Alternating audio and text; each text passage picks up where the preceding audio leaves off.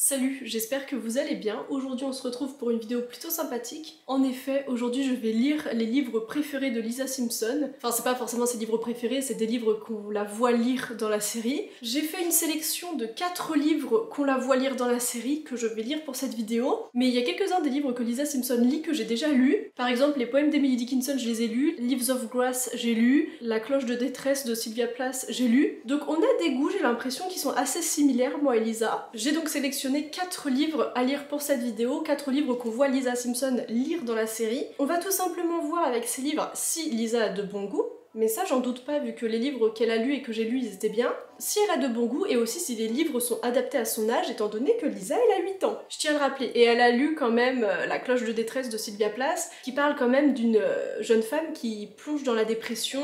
C'est une lecture très très difficile et elle a lu ça à 8 ans elle. La cloche de détresse c'était pas trop adapté à son âge, même pas du tout, mais on va voir si ces livres-là c'est des livres qui lui correspondent plus, si Lisa Simpson lit des choses qu'elle devrait lire. Quels sont les livres que j'ai sélectionnés pour cette vidéo? Nous avons déjà les nouvelles histoires extraordinaires d'Edgar Allan Poe. Dans les Simpsons, on voit juste que Lisa a lu The Telltale Heart, donc en français c'est Le cœur révélateur, donc c'est une nouvelle qui est assez courte puisqu'elle fait même pas 10 pages. Ensuite j'ai aussi sélectionné les contes pour les enfants et parents des frères Grimm. Je suis allée à la bibliothèque de ma ville et j'ai pas trouvé l'intégrale, donc j'ai pris le tome 1, il y a 3 tomes à la bibliothèque, mais je vais lire le tome 1 pour cette vidéo. J'ai l'impression que dans l'épisode où Lisa lit les contes des frères Grimm, elle lit l'intégrale, elle, puisque le livre est assez épais. Mais moi, je vais en lire que quelques-uns. Donc je vais lire ces contes-là et ça m'intéresse énormément de voir comment les contes ont été écrits par les frères Grimm. Et ça, en gros, c'est les contes originaux. Tu vois, par exemple, Disney, ils ont repris certains des contes des frères Grimm et ils les ont adoucis. Donc là, ça va être les contes originaux, je vais les lire depuis longtemps, donc je suis contente que grâce à Lisa Simpson, je me mette enfin à les lire. Ensuite, on a Franny et Zoé de Salinger. Donc de Salinger, je connaissais La Trappe-Cœur que je veux lire depuis longtemps. Mais dans l'épisode où Lisa lit des Salinger, il y a tous les livres de Salinger sauf La Trappe-Cœur. Donc j'ai été ravie. Donc j'ai pris Franny et Zoé. Je n'ai aucune info sur ce qui se passe dans ce livre, puisque le résumé est top. Franchement, j'adore. Je ne sais absolument pas de quoi parle ce livre, à part que elle s'appelle Franny et Zoé. Voilà. Pour terminer, c'est un livre que je veux lire depuis longtemps puisqu'une amie me le recommande depuis assez longtemps. C'est Anne de Green Gables de Lucie Maud Montgomery. Et regardez la belle édition que j'ai trouvée à la librairie. Elle est trop canon. Âme de feu et de rosée, elle ressentait les plaisirs et les peines de la vie avec une intensité décuplée. Donc voilà pour tous les livres que j'ai sélectionnés pour cette vidéo. Je vais me mettre à lire tout ça pour voir si Lisa a de bon goût. Je vous propose que je commence par lire ce livre, Les contes pour les parents et les enfants, parce qu'il faudra quand même que je le ramène à la bibliothèque, alors que les autres je les ai achetés, ils sont à moi. Je me mets à la lecture de ce livre et je vous retrouve dès que je l'ai terminé. Il y a le petit pousset, ça j'apprécie. Je viens tout juste de terminer de lire les contes des frères Grimm. Tout ce que je peux dire là, c'est que je vais plus du tout voir les contes que je connaissais quand j'étais enfant de la même façon. J'ai été choquée là quand j'ai vu que le petit poucet il se fait manger par une vache, par un loup. Non mais tout va bien? On est où là? J'ai été choquée à quel point le petit poucet, c'était pas ce qu'on connaissait nous. Hansel et Gretel, je connaissais pas trop ce conte là, même si évidemment j'en avais entendu parler. Ce conte aussi j'ai trouvé assez violent, mais c'est ça en fait, ces contes, il y en a qui sont quand même assez violents, genre l'histoire d'un individu qui voyageait pour apprendre à frissonner. J'ai pas envie de vous dire que j'ai eu peur, mais j'ai eu peur. Comment ça Lisa est lissée à cet âge-là, étant donné que dans l'épisode où elle lit les contes des frères Grimm, elle est toute petite, enfin genre elle a pas 8 ans comme elle a d'habitude, elle est toute petite, genre c'est un bébé quoi. Donc ce n'est clairement pas un livre, enfin ok c'est fait pour les enfants mais je veux dire, moi je lirais pas ça à un enfant de 3 ans tu vois. Je conseille pas ça comme lecture à des petits enfants. Du coup je pense pas que c'était un livre adapté à Lisa à l'âge où elle l'a lu, mais à 8 ans pourquoi pas qu'elle aurait pu le lire. Donc ouais je pense que les personnes qui savent ce que c'est que les contes des frères Grimm, quand ils ont vu l'épisode avec Lisa qui lit ce livre, ils ont dû rire un petit peu parce qu'ils savent que c'est des trucs ultra dark. Ils ont dû dire bon c'est pas ultra adapté mais c'est rigolo. Donc ouais c'était une bonne lecture, je l'ai lu qu'en une journée, je suis trop contente de l'avoir enfin lu, et il y a les 2 autres tomes à la bibliothèque, je pense que je les emprunterai après. Et ouais en plus dans l'édition que j'ai, il y a les beaux dessins de l'époque, vous avez vu comme c'est joli? Mais ouais j'ai été trop contente de lire ce petit livre, c'était trop cool. Et maintenant on passe donc à Anne de Green Gables, j'ai trop hâte de le lire, je pense que c'est le livre que j'ai le plus hâte de lire de cette vidéo. Je me mets à lire ce livre et on se retrouve dès que je l'ai terminé. Je viens de terminer de lire Anne de Green Gables et ça fait littéralement 3 semaines que je le lis. J'ai l'impression d'avoir mis une éternité à le lire, tu vois. Mais j'ai terminé hier soir et ce que j'ai envie de dire là en premier c'est merci beaucoup Lisa Simpson. Ce livre j'ai un peu l'impression que c'est le livre parfait pour Lisa Simpson. Enfin je la connais pas personnellement Lisa tu vois, mais quand je pense à elle maintenant je pense à ce livre parce que je sais pas ça lui correspond tellement. Ce livre c'est Lisa. Je parle quand même d'un personnage fictif qui aime un livre qui est une fiction. Je sais pas pourquoi mais je suis sûre que Anne de Green Gables c'est un livre qui lui avait plu. Et au passage, il m'a énormément plu à moi aussi. Déjà, ce livre m'a beaucoup plu en grande partie grâce au personnage principal, Anne. Je pense sincèrement que j'avais besoin de Anne dans ma vie, de ce personnage, de sa personnalité. J'aime littéralement tout dans ce personnage, j'aime son imagination, sa sensibilité. Et je me suis dit en le lisant que c'est un livre que j'aurais aimé lire plus tôt dans ma vie, par exemple pendant l'adolescence, pour me rendre compte que être sensible comme ça, c'est pas grave et c'est ok, et que y a d'autres personnes qui sont aussi sensibles comme ça, par exemple Anne, tu vois. Et je me dis que ça aurait été vachement intéressant que je lise plus tôt dans ma vie pour comprendre que la sensibilité c'est pas quelque chose de mauvais et que c'est aussi bien de pouvoir tout ressentir comme ça et que d'une certaine façon aussi c'est beau d'être sensible à un tel point. Et ouais, moi qui étais beaucoup sensible pendant mon adolescence, je pense que c'est un livre que j'aurais aimé lire à cette époque-là et je le recommande vraiment à toutes les personnes qui sont hypersensibles et sensibles parce que franchement, mais vous avez besoin de ce livre dans votre vie, je rigole même pas. Et ouais quoi, je suis trop contente d'avoir fait cette lecture aujourd'hui mais je suis un peu triste de me dire que je l'ai pas fait plus tôt dans ma vie. Donc j'ai adoré le personnage d'Anne, mais il y a aussi un autre personnage que j'ai adoré, c'est Maria.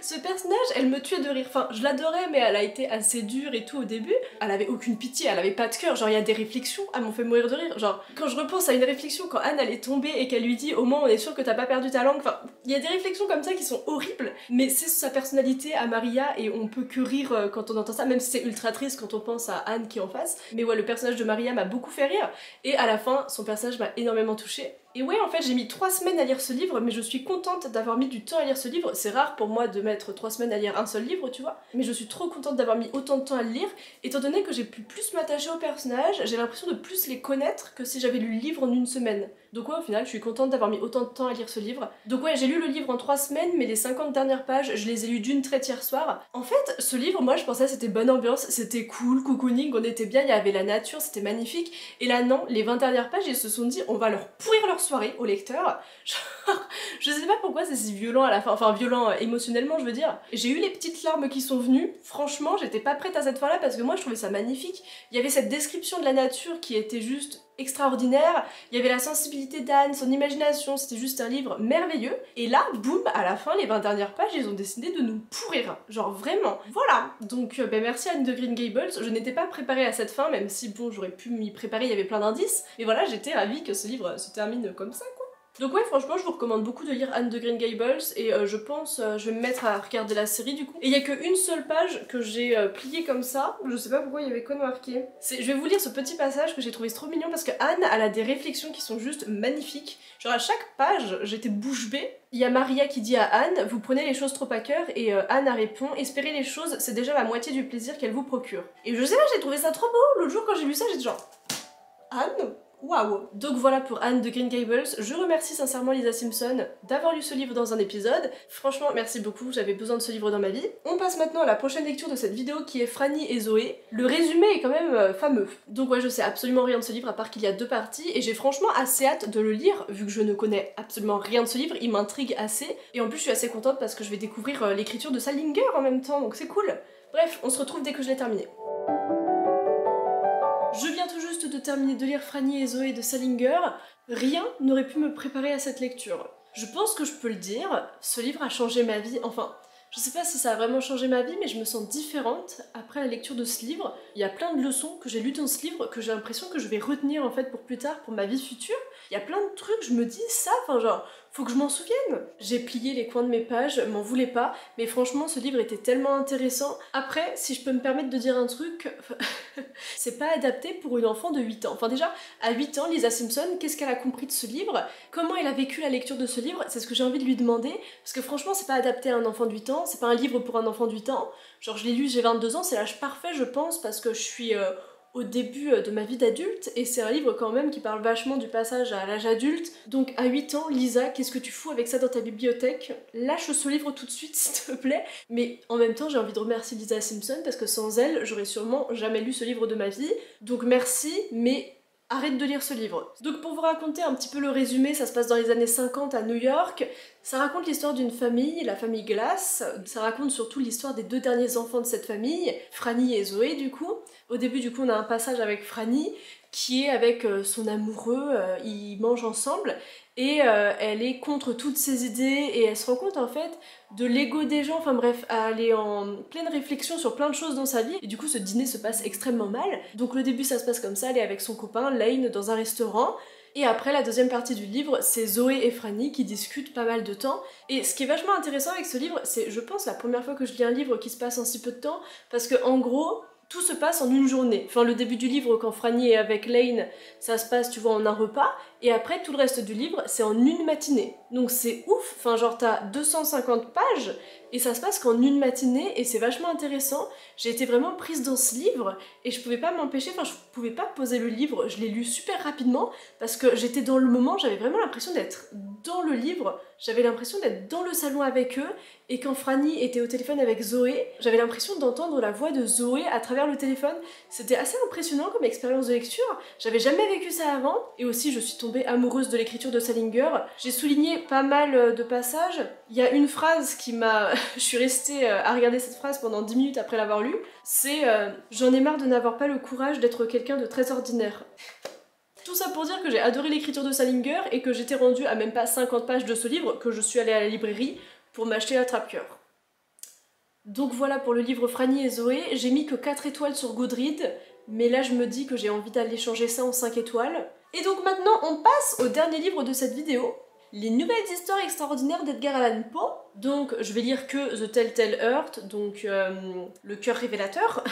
La nouvelle fait même pas 10 pages, donc je vais la lire et je vous retrouve dès que je l'ai terminée. J'ai tellement hâte de lire cette nouvelle, parce que ça va être la première fois que je vais lire quelque chose que Edgar Allan Poe a écrit. Bref, j'ai trop hâte, je m'y mets, on se retrouve juste après. Ok, alors... j'ai eu les pétoches, c'est-à-dire que l'histoire n'a duré que 7 pages. J'ai eu peur, j'en avais des frissons. Je me connais, je sais que cette nuit, à tout moment, je fais un cauchemar à cause de cette histoire. Donc l'histoire du cœur révélateur, comment vous la racontez sans vous spoiler, étant donné que c'est tellement court que je sais pas comment vous raconter ça sans vous dire la fin. Mais en gros, c'est un jeune homme, enfin je suppose qu'il est jeune, on n'a pas d'infos, qui vit avec un vieux monsieur, et il décide qu'il va le tuer. Et toutes les nuits, en fait, il va dans sa chambre pendant une semaine, il rentre tout doucement dans la chambre du monsieur, et il regarde, et il veut le tuer en fait. Voilà, donc pendant une semaine, il va dans la chambre avec sa petite lanterne, tranquillou bilou, et il guette en fait pour pouvoir le tuer. Et après au bout d'un moment, il peut parce que il le tue du coup. Et le titre, le cœur révélateur, est parfait parce qu'en fait du début à la fin de l'histoire, il y a ce cœur, ce battement de cœur qu'on entend, et genre en lisant la nouvelle, j'avais l'impression de l'entendre, enfin genre j'avais le bruit dans mes oreilles d'un cœur qui battait. C'était tellement bien décrit, et du coup on a ce cœur qui revient, et je vais pas vous raconter la fin, mais franchement lisez le cœur révélateur, ça m'a foutu les pétoches, ça se lit en même pas 10 minutes, et c'est une bonne histoire, et je pense que... enfin, je sais pas avec quoi je veux terminer cette phrase, mais je suis trop contente d'avoir commencé à lire du Edgar Allan Poe avec cette nouvelle, puisque j'ai très clairement adoré. C'était vachement bien. Après, encore une fois, c'est comme Franny et Zoé. Ce n'est pas un livre pour un enfant de 8 ans, voilà. Le cœur révélateur, moi je lirai pas ça à mes enfants si j'en ai un jour. Genre, histoire du soir les gars, le cœur révélateur, allons-y. Comment faire des cauchemars? Genre vraiment. Franchement, je veux bien croire que Lisa Simpson est super intelligente, on le sait tous, mais à un moment donné, tu lis pas ça quand t'as 8 ans. Comment traumatiser une enfant? Vraiment, c'est comme ça. Et c'est surtout que quand t'as 8 ans, t'as pas le recul nécessaire pour lire une histoire comme ça. Après, bon, on parle quand même d'un personnage fictif, donc je pense pas que ça a traumatisé Lisa Simpson, mais juste, lisez pas cette histoire à vos enfants de 8 ans. En fait, je pense que pour conclure cette vidéo, je peux dire que les livres que lit Lisa Simpson à 8 ans ne sont pas adaptés aux enfants de 8 ans. Mais par contre, nous, les adultes et les grandes personnes, on peut les lire. Je me suis inclus dans les grandes personnes, première fois que je fais ça dans ma vie. Tous les livres que Lisa Simpson lit, c'est que des pépites. Et je pense qu'on pourrait lire tous les livres qu'elle lit, on ne serait pas déçus. Donc ouais, conclusion de cette vidéo, c'est pas des livres adaptés à une enfant de 8 ans, mais on devrait tous les lire étant donné qu'ils sont tous trop bien, et je trouve ça trop bien du coup que les gens qui ont fait les dessins dans les Simpsons, ou je sais pas qui a eu l'idée de mettre des vrais livres entre les mains de ce personnage, mais c'est du génie et c'est vraiment bien d'avoir mis des bons livres comme ça, puisque moi ça m'a permis déjà de faire cette vidéo et de découvrir des livres fantastiques, genre Franny et Zoé, je m'en souviendrai jusqu'à ma mort je pense. Et ouais, franchement tous ces livres étaient trop bien. Si je devrais faire un classement des livres que j'ai lus pour cette vidéo,